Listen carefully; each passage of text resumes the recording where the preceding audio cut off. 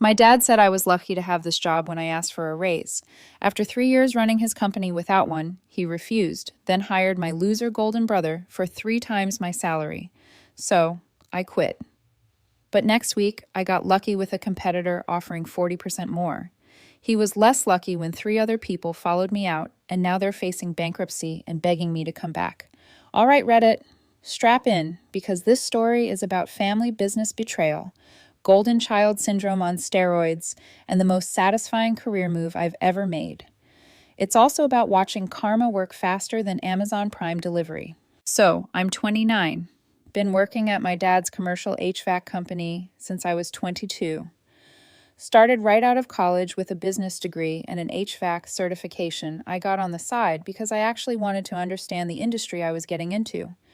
Novel concept, I know. My dad owns SCS, does commercial HVAC installation and maintenance for office buildings, hospitals, schools, the whole 9 yards. When I started, it was pulling in about $8 million a year with 45 employees. Let me paint you a picture of how this family dynamic works. My younger brother, Derek, 26, is the golden freaking child. Always has been. This dude coasted through life on charm and our parents' wallet, switched majors 4 times in college, started in business, switched to communications, then marketing, then sports management. Took 6 years to graduate with a degree in sports management from a party school nobody's heard of, where the main qualification was showing up drunk to tailgates. His big career move after graduation: worked as a brand ambassador, Red, handed out free samples for an energy drink company for 8 months before getting fired for showing up hungover too many times. Then he consulted for a buddy startup that failed within 6 months. Then he tried to launch his own lifestyle brand selling overpriced gym apparel with motivational quotes. That lasted about 3 months before he gave up. Last I heard, before he joined Sterling, he was doing social media marketing for a local restaurant chain, which mostly involved taking pictures of food and posting them on Instagram. He got let go from that too when they realized his 50,000 Instagram followers were mostly bots he'd paid for and weren't actually driving any business. But according to our parents, Derek was finding himself and exploring his options, and would definitely land somewhere perfect eventually. Meanwhile, I was grinding 60-hour weeks and getting asked when I was going to do something meaningful with my degree. The favoritism wasn't subtle, never had been. Growing up, Derek got a new car for his 16th birthday. I got to share Mom's old minivan and pay for my own gas. Derek's college was fully paid. Tuition, housing, spending money, the works.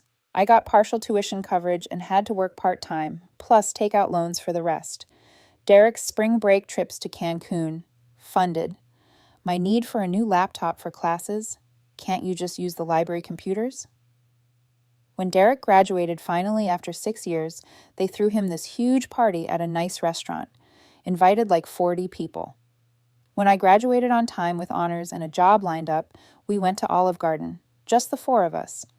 Dad spent the whole dinner talking about some deal he was working on. And here's the thing that really drove it home. When I started at Sterling, working my ass off, learning the business, Dad would constantly point out every mistake I made. That's not how we do things here, daughter. You need to think more strategically. Stop trying to change things just to change them. But when Derek freaked up at his various jobs, oh, that company didn't deserve him anyway. They didn't recognize his potential. It's their loss. Meanwhile, I was busting my ass from day one. Started in the warehouse doing inventory and logistics, then moved to project coordination, then operations management. By year 2, I was essentially running the entire day-to-day operation while my dad handled sales and big client relationships. And here's the thing, I was freaking good at it. When I took over operations, we were constantly behind schedule, bleeding money on inefficient routing, and our customer satisfaction scores were hovering around 72%. Our techs were driving all over the state with no real logic to their routes. We had guys driving past job sites to get to other job sites, racking up insane fuel costs and wasted time. Parts inventory was a disaster. We'd either have way too much of stuff we didn't need or run out of critical components right when we needed them.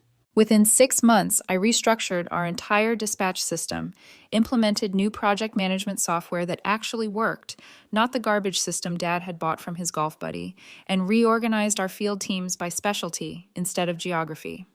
Suddenly, our commercial guys weren't wasting time on residential calls. Our installation crews weren't getting pulled off jobs to do emergency repairs.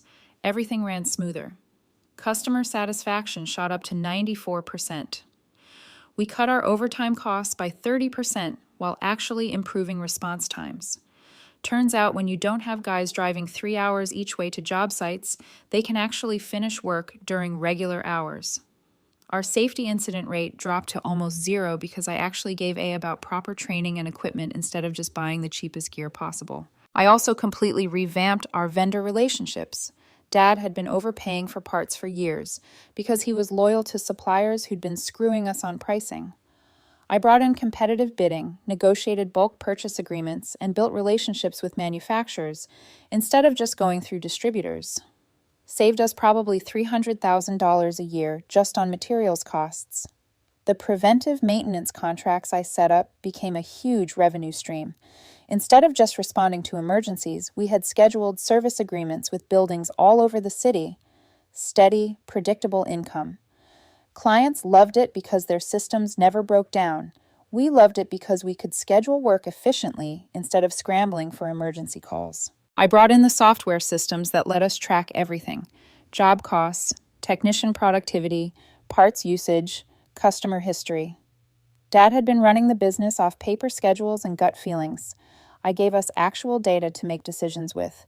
By year 3, this year, I'd helped grow the company to $14 million in annual revenue. We were up to 68 employees. I'd brought in 3 major hospital contracts that were worth about $2 million annually combined. The school district deal I landed would run for 5 years and included maintenance contracts for 23 buildings. That alone was worth $4 million over the contract term. I was working 60 to 70-hour weeks minimum, running operational meetings every Monday morning, handling vendor negotiations, personally overseeing our 3 largest installation projects, taking emergency 2 a.m. service calls when our on-duty tech couldn't handle it because I actually knew how to troubleshoot complex systems, interviewing and training new hires, reviewing financials, planning expansion. I was doing the job of at least 3 people and getting paid less than a first-year operations manager at any other company in the industry. And here's what I was getting paid for all this: $62,000 a year. Yeah, you read that right. 62 grand to run a 14 million operation. No bonuses, no profit sharing, no equity stake, just a salary that wouldn't even cover a decent apartment in most cities. I'd asked for raises twice before. First time after my first year, Dad said, "Let's see how year 2 goes." Second time after year 2, he said, "Money's tight right now, maybe next year." Which was hilarious because I'd seen the financials. We'd had our most profitable year ever. So 3 months ago, I decided to grow a spine and asked for what I actually deserved. Made a whole presentation, pulled together 3 years of data showing exactly how much value I'd added. Comparison salaries for operations managers at similar size companies in our industry. Average $95,000 to $120,000. Documentation of every major achievement. Every contract I'd helped secure, every cost savings initiative I'd implemented. I went into his office on a Tuesday morning. He was reading the newspaper and drinking coffee, doing his usual Lord of the Manor routine. "Dad, got a minute? Want to talk about my compensation?" He didn't even look up from the sports section. "Your what now?" "My salary. I've been here 3 years, haven't had a raise, and I think it's time we discuss bringing my pay in line with industry standards and my actual responsibilities." That got his attention. He put down the newspaper, leaned back in his chair with this amused little smirk. "Industry standards. Daughter, you're working for family. That's worth more than money. Deep breath. Stay professional. I understand that, but I'm also running the entire operation of a company doing $14 million a year for $62,000. That's not sustainable long term." "Sustainable?" He actually laughed. "You're lucky to have this job. You know how many kids your age would kill to work somewhere their old man could teach them the business? You're getting an education here money can't buy." I've been getting an education for 3 years while increasing revenue by 75% and improving literally every operational metric we track. I'm not asking for unreasonable, I'm asking for fair. He stood up, walked to his window overlooking the warehouse floor. Classic power move. You want to know what fair is? Fair is I gave you a shot when you had zero experience. Fair is I'm setting you up to eventually take over this company. Fair is you've got job security most people your age don't have, and you're bitching about salary. I'm not bitching, I'm negotiating. There's a difference. Here's a negotiation for you. He turned back to face me. You can keep your current salary and be grateful. Or you can go test that free market you're so confident about. See how far your 3 years of experience gets you without your daddy's company on your resume. I just stared at him. This wasn't a negotiation. This was a threat. I'll think about it, I said, and left his office.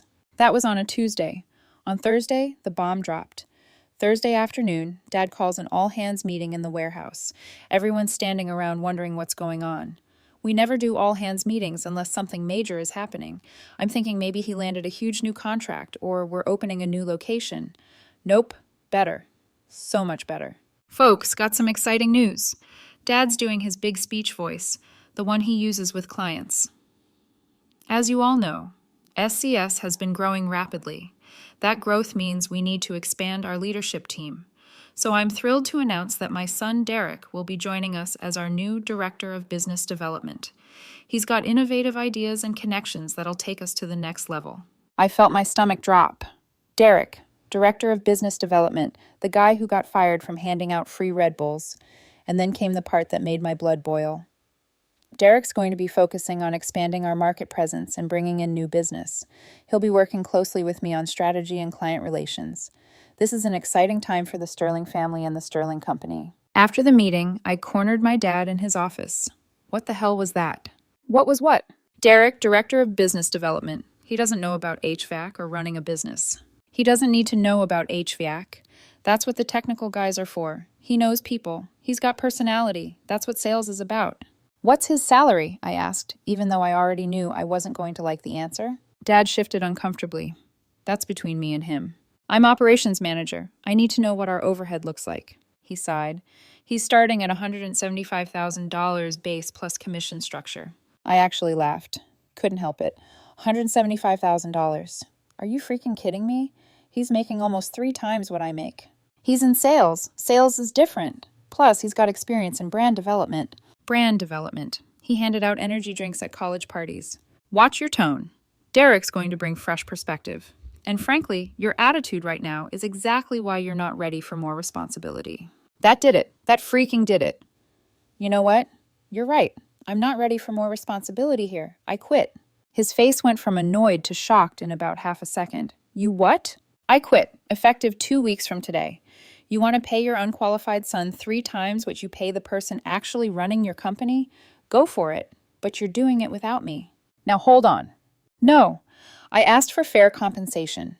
You told me I was lucky to have a job, so I'm going to go be lucky somewhere else. I'll send my formal resignation email within the hour. I walked out, went back to my office, typed up the most professional resignation letter I could manage, while my hands were shaking with rage, and hit send.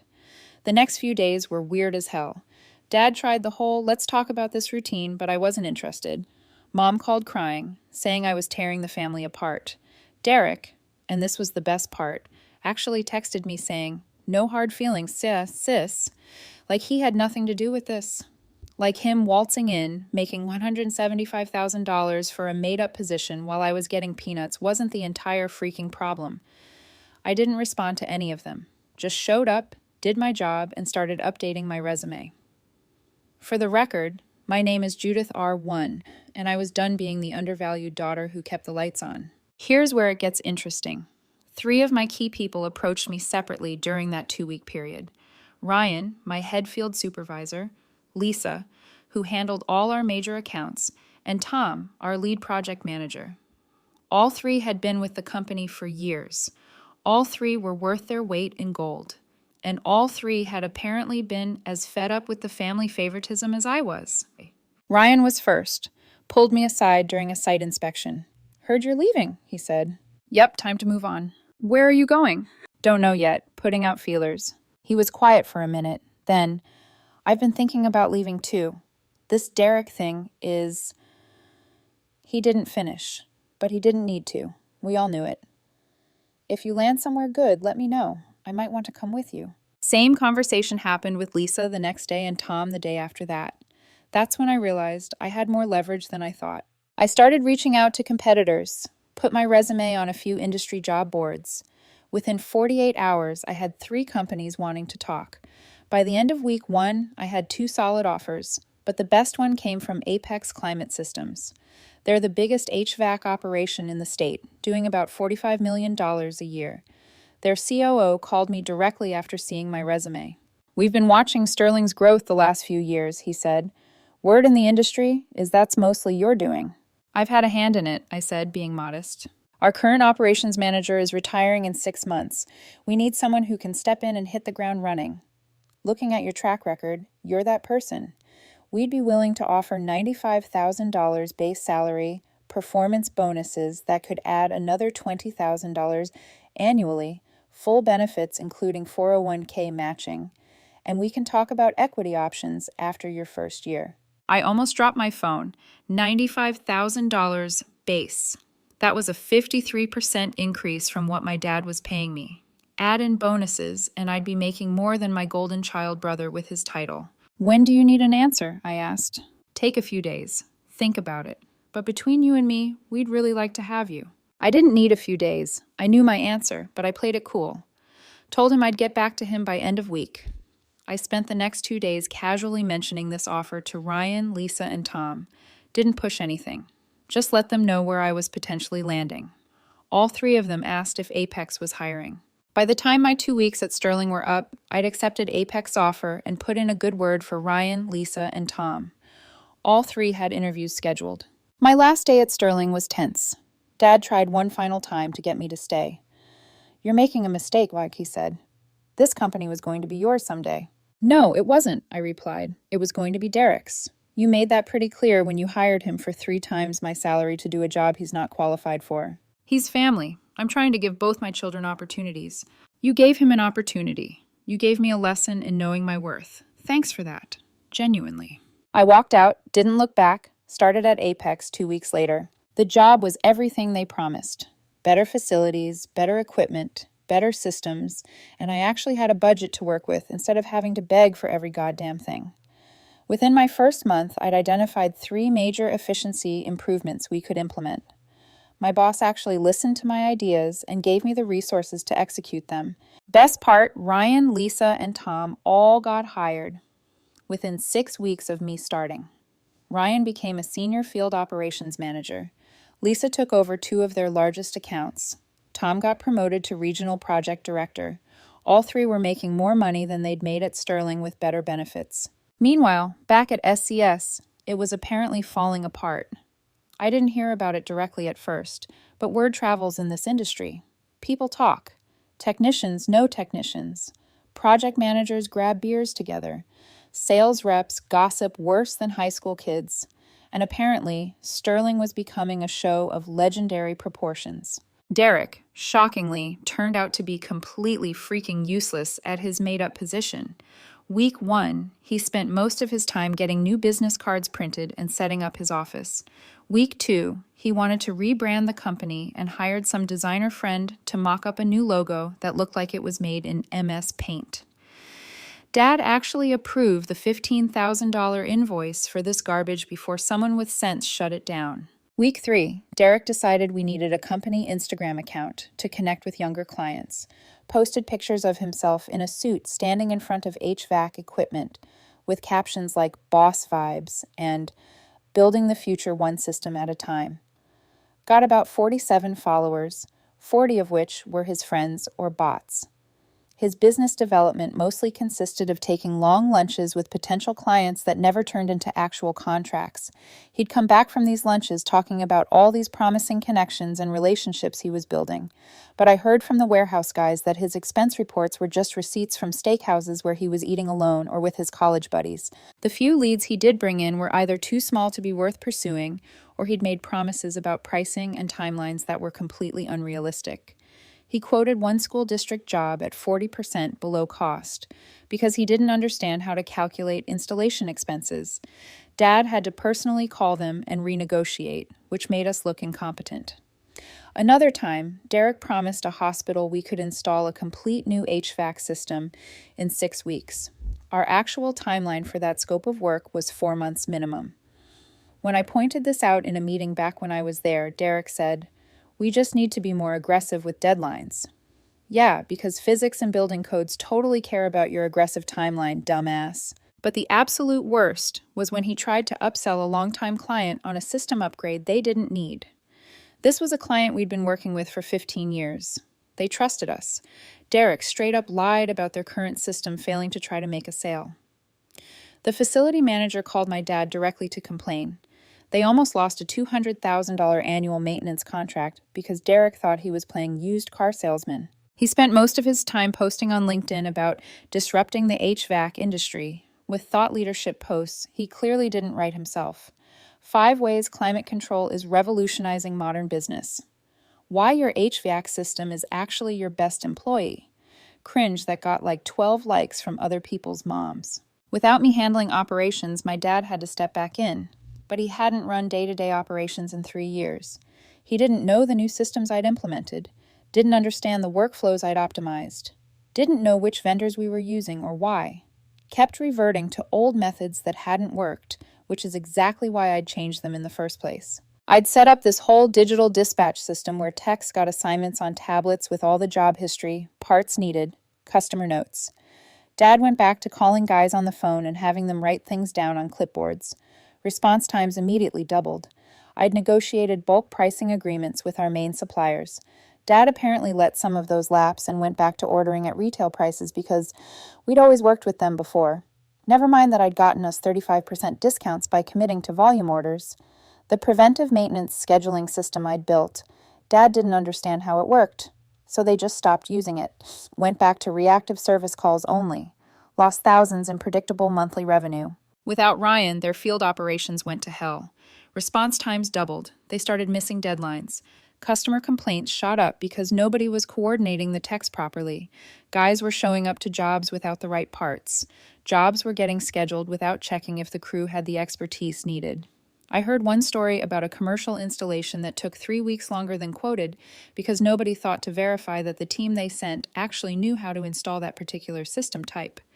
They had to bring in an outside contractor to finish it, ate the entire profit margin plus extra, and the client was pissed. Without Lisa managing major accounts, they started losing contracts. She'd spent years building relationships with facility managers and purchasing directors at our top accounts. She knew their buildings, their equipment, their budgets, their priorities.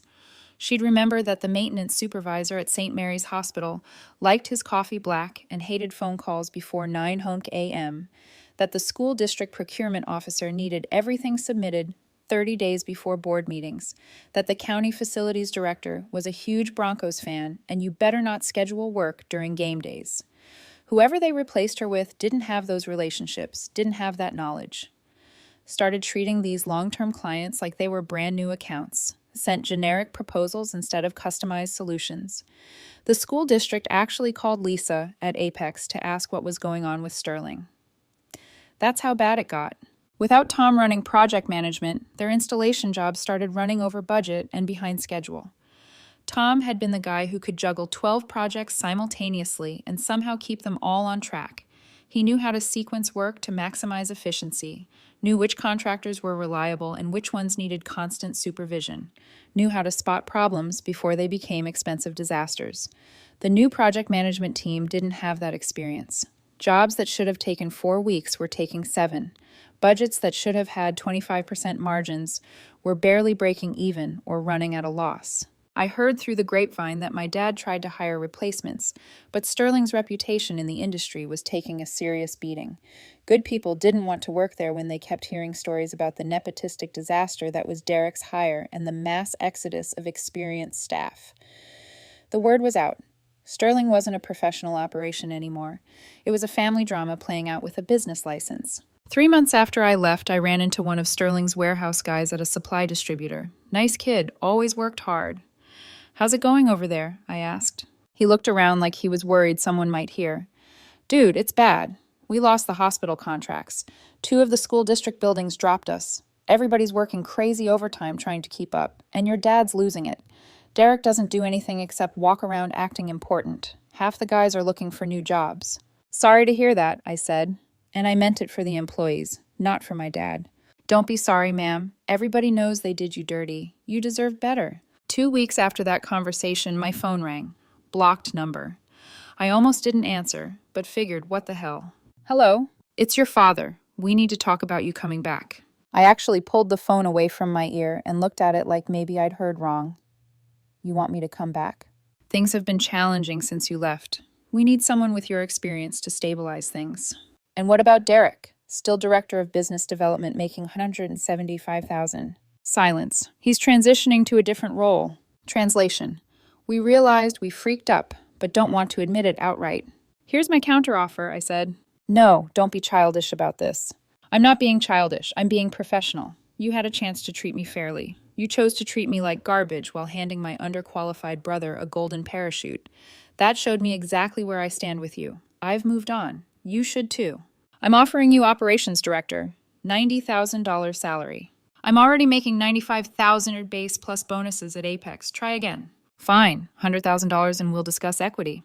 You'll discuss it. That's not an offer. That's a maybe. Plus, even if you gave me $100,000, you're asking me to come back to fix all the problems you created by not listening to me in the first place. Why would I do that? Because it's family business. Because you'd be an owner someday. You know what? I'm done with this conversation. Good luck, Dad. I hung up.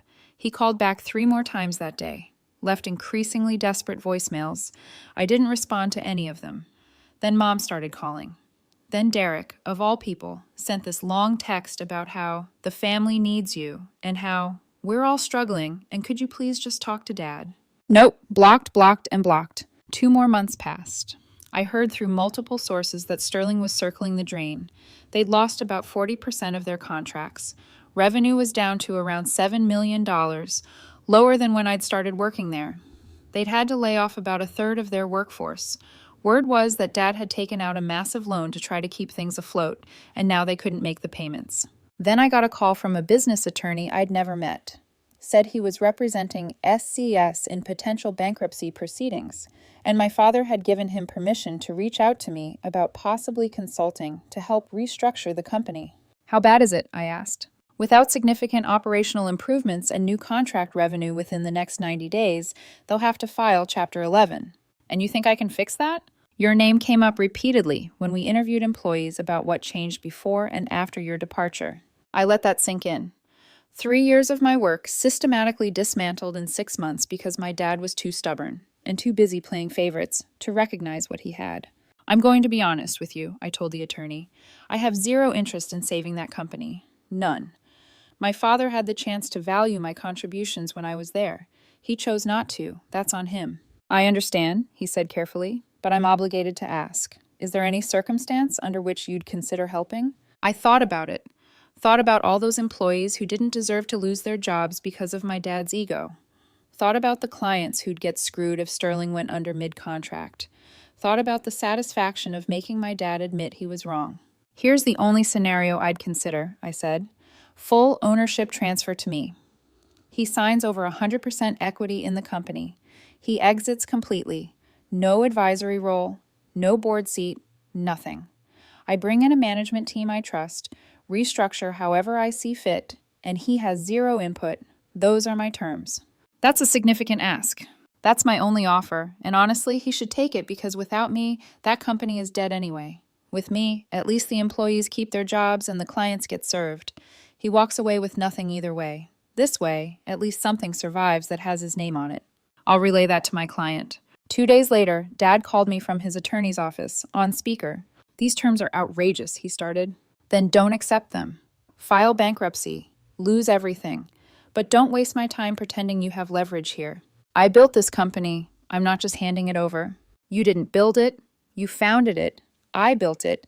The $14 million version that existed when I left, that was me. The $7 million disaster it is now, that's you and Derek. So yeah, you are handing it over, or you're shutting it down. Your choice. His attorney jumped in. Perhaps we could discuss a partnership structure where no partnerships, full transfer, or nothing. Silence on the line. I could practically hear my dad's teeth grinding. You're screwing your own father, he finally said. No, I'm offering to save something you destroyed. You're just pissed that saving it means admitting you were wrong. About everything. About me. about Derek, about what this company needed. And you know what the really funny part is? If you'd just given me a fair raise and treated me with basic respect, none of this would be happening.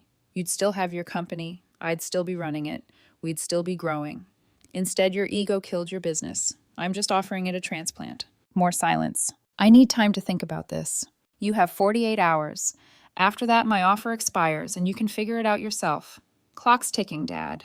I hung up. Those 48 hours felt long. Part of me expected him to reject it out of pride. Part of me didn't even know if I wanted him to accept. Did I really want to go back to Sterling, even if I owned it? But there was something poetic about it. The company he'd refused to treat me fairly at, signing it over because his pride destroyed it. The golden child position he'd created getting eliminated. Me coming back not as the undervalued employee, but as the owner. Yeah, I wanted that. Hour 47, his attorney called. He's accepting your terms. We'll start drawing up the paperwork. He's actually going through with it. He doesn't have a choice. It's this or liquidation. And between you and me, I think losing the company to his daughter is slightly less humiliating than losing it to creditors. The paperwork took 3 weeks. Ownership transfer, loan assumption, restructuring agreements. I brought in my own attorney to make sure every detail was ironclad. No loopholes, no takebacks. The day we signed everything, my dad looked like he'd aged 10 years. Sat across from me at the attorney's conference table, barely making eye contact. You're making a mistake, he said as he signed the final page. This company needs family at the helm. It has family at this helm, I replied. Me, just not the family member you wanted. Derek wasn't even at the signing. I'd made it clear he was terminated effective immediately as part of the deal. Heard later he threw a massive fit, threatened to sue me, threatened to sue Dad. Dad apparently told him to grow up and get a real job. Almost felt bad for him. Almost. As my dad stood to leave, he tried one last manipulation. Your mother's devastated. You know this is killing her. Then she should have spoken up when you were treating me like garbage. Actions have consequences. Turns out that applies to parents too.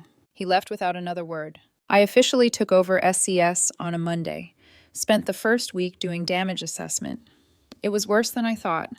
Not just lost contracts and revenue, the entire company culture had turned toxic. Morale was in the toilet. People were afraid to make decisions. Everything was running on outdated systems because nobody had authority to implement changes. The warehouse was a mess. Inventory system had degraded back to paper clipboards, found about $80,000 worth of parts that had expired or been sitting so long they were obsolete. The shop was disorganized, tools missing, work bays cluttered, safety protocols being ignored. Talked to the techs who'd stayed. Most were looking for other jobs. The good ones felt disrespected and overworked. The mediocre ones were coasting because there was no accountability. Customer service was answering calls at like 60% rate. The rest went to voicemail that sometimes got checked. Our response time for service requests had gone from 4 hours to 2 days. 2 days for commercial HVAC emergencies. The financials were even worse than I expected. Not only was revenue down to $7 million, but profit margins had collapsed. Jobs that should have been profitable were barely breaking even because of poor estimating and worse execution. Overhead costs had actually increased despite lower revenue because Dad had been throwing money at problems instead of fixing root causes. First move, hired Ryan, Lisa, and Tom away from Apex. Took some negotiating. They were happy there, and I had to match their current salaries plus some. Ryan wanted $120,000. Lisa wanted $115,000. Tom wanted $125,000 plus equity stakes. I gave each of them 5% ownership immediately, with the option to vest into more based on performance. All three agreed to come back as partners with skin in the game. Second move, brought in an HR consultant to rebuild the culture, exit interviews with people who'd left, anonymous surveys with people who stayed. The feedback was brutal, but useful. Management doesn't communicate. Nobody knows what the plan is. Derek was a joke. We miss the old leadership. Company feels rudderless. Created actual job descriptions for every position, proper compensation structures tied to industry standards, clear advancement paths so people knew how to move up, performance review processes, training programs, no more nepotism, no more favoritism, just merit-based everything. If you did good work, You got recognized and paid accordingly. If you didn't, you got coached or counseled out. Rebuilt the operations systems I'd originally implemented, brought back the digital dispatch, renegotiated vendor contracts, reinstated the preventive maintenance program, fixed the inventory management, set up proper project management protocols, everything that had been working before I left, brought it all back, plus improvements I'd learned at Apex. Third move, reached out personally to every client we'd lost or was thinking about leaving. This wasn't delegatable. I called facility managers, purchasing directors, maintenance supervisors, explained the ownership change, took responsibility for failures they'd experienced, introduced the new management team, and outlined specifically how we were going to fix problems. Some were skeptical, rightfully so. We'd screwed up their buildings, missed deadlines, cost them money. But enough were willing to give us another shot, especially the ones who remembered working with me before. The hospital that had dropped us, I got them back with a 6-month probationary contract. The school district let us bid on their next project. It took 6 months of grinding before we stabilized. Every day was putting out fires and rebuilding trust. But revenue started climbing back up. Client retention improved. We rehired some of the laid-off employees who'd been good, started winning new contracts. Year 1 under my ownership, we hit $12 million revenue. Not back to the $14 million peak yet, but climbing.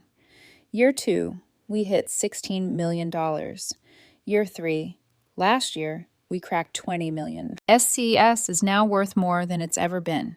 We've got 95 employees, all of them paid fairly. Ryan, Lisa, Tom, and I each own 25% of the company. We make decisions together. Everybody gets profit sharing. Culture is solid. And my dad? Last I heard, he and Mom downsized to a smaller house. Derek's working sales at a car dealership in another state, bouncing from job to job like always. None of them have reached out since the ownership transfer went through. I haven't reached out either. Do I feel bad about how it went down? Sometimes, yeah.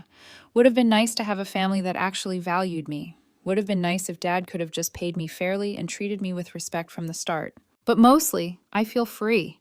Free from the constant disrespect, the favoritism, the being taken for granted. Free from waiting for approval that was never coming. Free from watching my work get credited to someone else or dismissed as luck. Some people say I was too harsh. That family should forgive. That I should have worked something out where Dad kept partial ownership. Freak that. Forgiveness doesn't mean letting people keep hurting you. Family doesn't mean accepting disrespect. And keeping someone involved who destroyed what you built isn't noble. It's stupid. YouTube just dropped this new hype feature. If you're hooked on this story, smash that hype button. It tells YouTube, this video deserves to blow up.